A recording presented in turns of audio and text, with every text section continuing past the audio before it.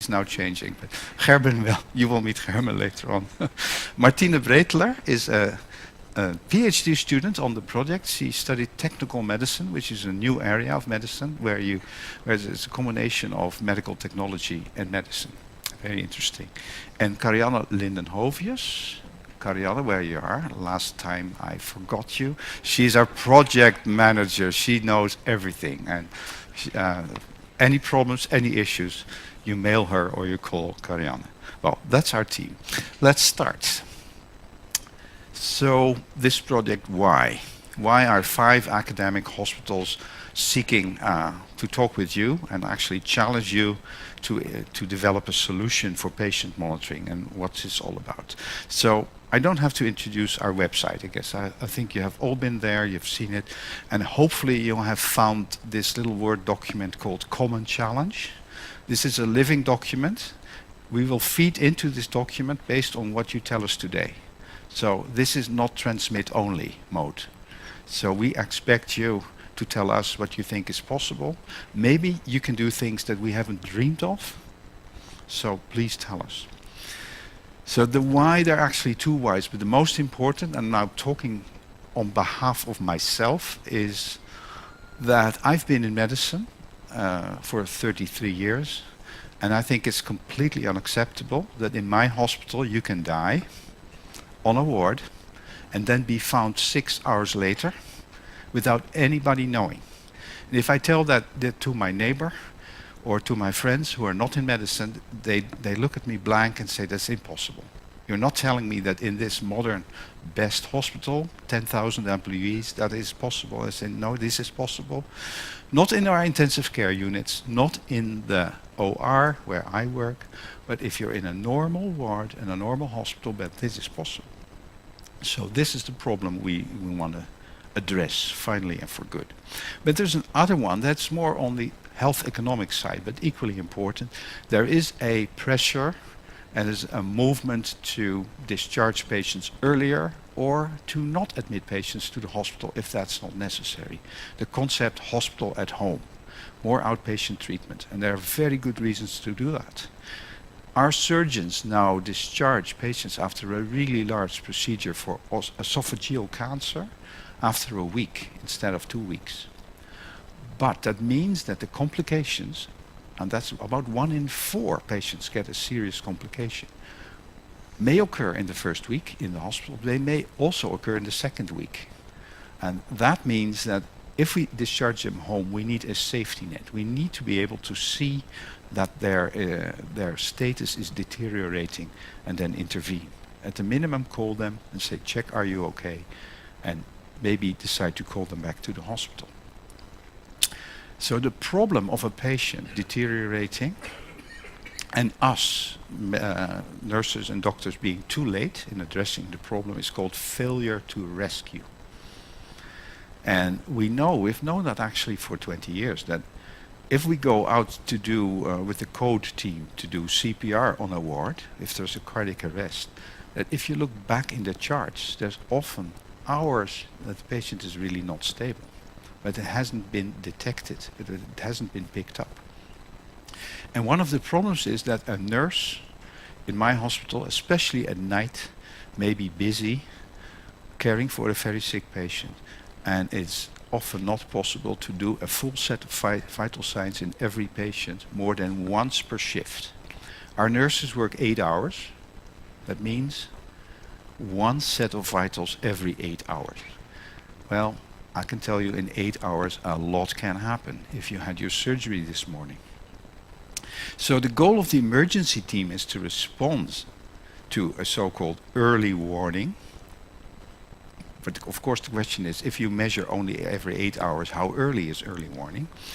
And they have done a lot of good. So if the patient has been unstable for longer and the nurses are worried, they are now able to call that emergency team and they will come. In my hospital that will be an intensivist and an intensive care nurse, and they will help you out.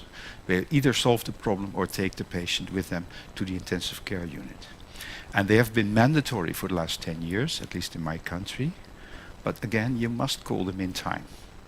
So if a patient gets an overdose by accident of morphine and stops breathing, and you didn't measure the patient, and it's dark in the room, it's night, an emergency team will not solve the problem because you will be too late. Just a little diversion, but it is related. It's a study published 10 years ago in the #1 journal from the surgeons, the Annals of Surgery. It's from the Veterans Administration's hospitals. That's where they treat former soldiers in the States. And it was called Mortality After Non-Emergent Major Surgery.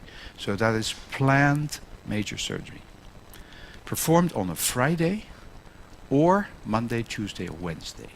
My question to you, if I'm the surgeon and you are the patient, and we have agreed that you need surgery, and I look in my agenda and say I could do this next week on Friday or after the weekend on Monday, which one would you pick? Any takers? Who would go for the Monday? Okay. That's quite a lot of people. Who would prefer the Friday? Well, nobody wants to on the Friday. This is a smart group. Because your probability of dying if you have your planned elective surgery on Friday is about 30% higher. And the question, and there's no answer in this article whatsoever, they're not even dare to speculate, is why is this? This has nothing to do with the patients are sicker on the Friday. This is just planned surgery. My guess, and I cannot prove this, is that the hospital does look completely different over the weekend. It's junior doctors, primary on the floor. The bosses are at home, they need to be called, they have to come in. There are less nurses, there's less diagnostics, the CT scanner, everything takes more time. So my theory is that you deteriorate longer before being noticed in the weekend. Okay. A story about what can happen after initial very well performed surgery. And this happened to the father of the best friend of my daughter. So this is not a made-up story about my age. And he was diagnosed with pancreatic cancer, which is terrible. And the proposed solution was surgery. That is major surgery. They take out your pancreas, part of your small intestine. Yeah. And it used to be a very high mortality, but they can do this really well now. And he was discharged about after a week on a Wednesday, and on a Saturday he was home and he didn't feel well. And of course his wife was very concerned, but when do you call the doctor? When is it? So anyway, so they waited, but he didn't get better, and he was very slow to respond in the afternoon, and very little after that he was unresponsive, he didn't answer, and of course then the ambulance was called. He was driven to the hospital, emergency room. He had very low blood pressure, very high heart rate, and they rushed him to the operating room. And it was found that there was a very large amount of blood in the abdomen. It was probably a suture that went loose. Anyway, he did not make it. This is terrible. Because the patient, there were hours and hours that we could have seen the high heart rate, the low blood pressure. So what if the patient had some sort of monitoring, and we could have seen from our end that something was wrong. So our interest in this project, or the possibilities of this project, of course came from all these wearables that we read about every Saturday in our newspaper. We all know 95% of wearables are sports, lifestyle, completely unvalidated. I just heard that all these step counters and Fitbits, they all give you completely different values than your iPhone. But there are some sensors that are medical grade, and that's a very interesting development. And some watches are medical grade, and there's really a lot going on in the technology side. So our challenge to you is, can you develop an innovative way to monitor the vital signs of our patients, not only in the hospital, but also in their homes, dus after discharge, at least for a couple of days. But can you couple that with very smart analysis software, But you cannot throw all these data in real time to those two nurses at night in the ward. They will go crazy. So, what can we offer you? Well, you hear more about that, but the European Commission has given us 5 million, and I know if you're a large company, you may decide that that's not a lot, but we have given that as a sign of recognition that it is seen as an important project and that Europe wants to be on the forefront of these developments. So, on our website, you've seen this. We want to have not only treat individual patients, but use the system to learn more about how these patients with specific diseases, how these develop. So a self-learning system allow us to more tailor-made the treatments and the monitoring. And we want to collect the signs wirelessly in order to not to impede movement. So patients in bed that you tie up to hoses and wires, they don't mobilize. And not mobilizing is very bad for you. And the current trend with all our surgeons is get the patient out of bed. So if I put in epidural and ECG wires, that completely makes mobilizing difficult. And finally, we want to work with you to create that solution. And also with our patients. The main challenge, and that's why I use this picture, from a book that I read to my kids. It's from Aesop's Fables, all these little stories. And the boy who cried wolf, maybe you all know it, but this little boy thought he was very funny. Every day he cried, there's a wolf coming. And the villagers all went into their houses and the wolf never materialized. So one day there was a real wolf coming and he cried wolf and they said, yeah, right, yeah, sure, okay, it's you again. And the wolf, of course, ate all the sheep and maybe. So why is this a metaphor for our problem? False alarms in my operating room, in our ICUs, 95% of alarms are false. But I take care of one patient at a time. An ICU nurse has one monitor, one patient. So now we're going to give all these vital signs with alarms to the nurses on our wards. They will not only go crazy, they will hate us. They will go on strike if we do that. So we need a system that filters the data in a smart way, takes into account the patient's condition and what has been done and what phase they are in to create a smart alarm. They cannot go to a patient every 15 minutes to notice that there's nothing going on. That will harm the other patients who really need the nurse's time. We will come back to the business case after the break, but I think the business case is rock solid because adverse events are, especially after elective surgery, are very prevalent. There is this trend that even a half day on average reduction of length of stay is a huge savings for hospitals, and we all know we need to curtail the hospital costs. If we can reduce mortality, that's a huge saving to society as well, although there's some issue how you value a human life. And and this is a very simple business case I will come back to later for my own hospital.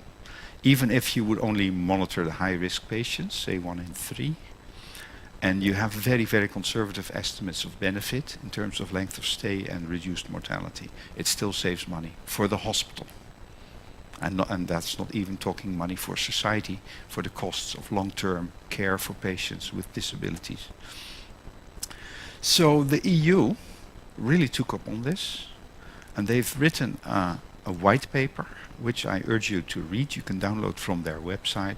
And they think there's a role for European industry here by designing these smart wearables, because they say the other markets are taken, like the smartphones, who can do anything there. It's completely by Asia and the Americans.